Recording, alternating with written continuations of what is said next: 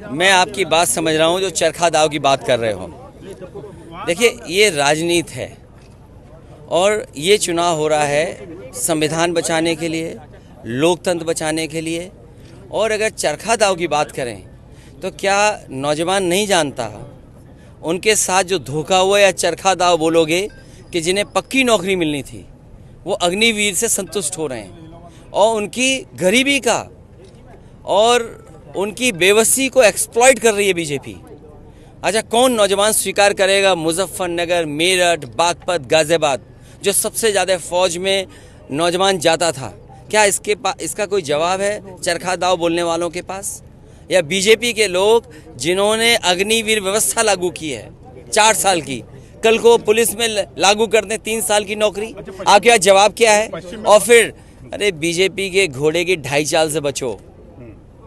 BJP के जो घोड़े की ढाई चाल है ना, उससे बचो।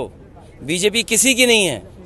जिन किसानों से वोट लिया और ये कह करके आय दोगुनी होगी, उनके लिए 3 काले कानून लाए गए। और प्रधानमंत्री यहीं कहीं कह रहे थे कि देश का और दुनिया का सबसे बड़ा भंडारण व्यवस्था की है। ये भंडारण सरकारी नहीं है, ये प्राइवेट लोगों का भंडारण है।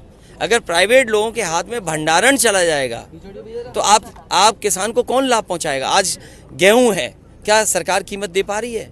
और जो हमारे किसानों की मांग रही गन्ने की कीमत कितनी होनी चाहिए? क्या हम दूसरे प्रदेशों से पीछे नहीं हैं?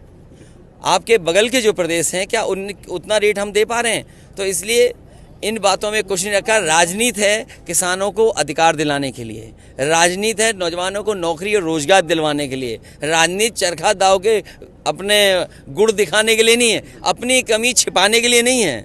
अरे हम तो वो लोग हैं जो सम्मान देते हैं। बीजेपी कह रही है कि आप हताशा में घर में बैठ गए। देखिए, समाजवादी पार्टी ऐतिहासिक परिणाम के साथ इस बार जीतेगी उत्तर प्रदेश। और आप खुद महसूस कर रहे हैं कि इस बार जो पश्चिम से हवा चलने जा रही है, जो समाजवादियों और इंडिया गठबंधन के पक्ष में है, वो आखिरी कोने तक आपको ऐतिहासिक वोटों की और ऐतिहासिक सीटें जीते।